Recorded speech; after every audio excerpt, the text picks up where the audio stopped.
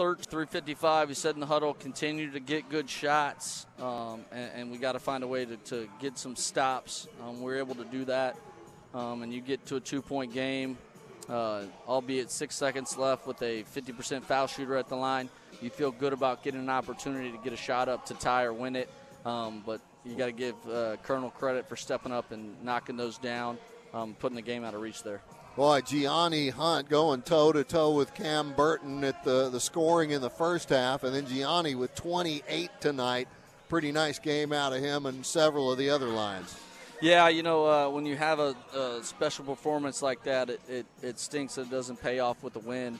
But, we talked about needing multiple guys, and, obviously Tay and Ronnie 0 for 9 from 3. I thought they were all great shots. You wish some of those would go down, but obviously Gianni, don't expect him to do that well. And but, there's just some 50-50 balls there when they went on their run that we didn't make, and we just didn't give enough resistance in the paint in that stretch. All right, Coach, 8 steals by SFA, only 1 by the Lions, and still ET was within 4 in turnovers total. Yeah, yeah, we competed on the ball for the majority of the game. Did a great job switching and covering up. They threw the ball in the bleachers a few times. But our turnovers, especially a couple that were totally unforced, just I guess a focus or being tired or whatever you want to call it. But, much better performance, obviously, than the first time we played them. But you're right there. We had opportunities. We had a lead. We just got to figure out a way to put it all together for 40 minutes. We can't have that 5-minute stretch where we just stopped guarding, it felt like, and made it really easy on them. All right, Coach, just to look ahead for a moment, if you get into the tournament and the Lions are right in the battle for it, probably going to be an 8 or a 7, and if it's an 8, you get to see the Lumberjacks again. It's hard to beat a good team 3 times, right? Well, we wouldn't see them until that's right. Yeah, we wouldn't see them for a while. They get double buys. It's not 8-1. That's right. Yeah, I hope we get to see them again. That would mean we're playing good basketball, and we just talked in there. We got to continue to get better. There's basically 4 weeks of the season left. That don't want to miss those opportunities. Obviously, individuals have grown, and we've grown as a team. We got to continue that trend. Only 4 more games in the field house, but, Coach, they're all in the next 2 weeks. Yeah, so it'll be good. After all these games on top of each other and playing pretty good basketball, our defense has now traveled for 3 games in a row, albeit that little stretch we had today, and that's going to be key. We gotta really defend here in the next 3 weeks, give ourselves a chance, and then hopefully we can get our offense really clicking.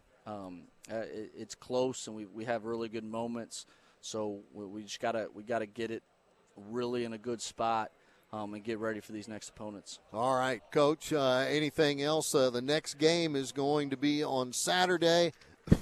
Pardon me. That'll be home against the McNeese Cowboys. It's not like the schedule just got easier.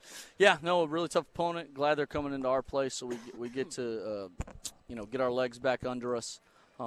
If we just compete like that and make it tough, I thought we had a lot of possessions that ended with, late under 5 in the shot clock that they were able to score, and obviously you give them credit for that, but one was banked in, and so we got to just not worry about the result. Got to continue to put good defensive and offensive possessions together, and then when you look up at the end of it, you got a chance.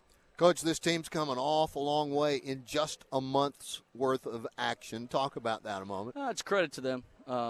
Stayed with it. Obviously, went through some tough times, went through a ton of injuries, but we're in a good spot right now, I think, where guys have confidence in themselves and their teammates, and that's what we got to build on. All right. Does it go back a little bit to the practice that had just a basketball for the players and no coaches?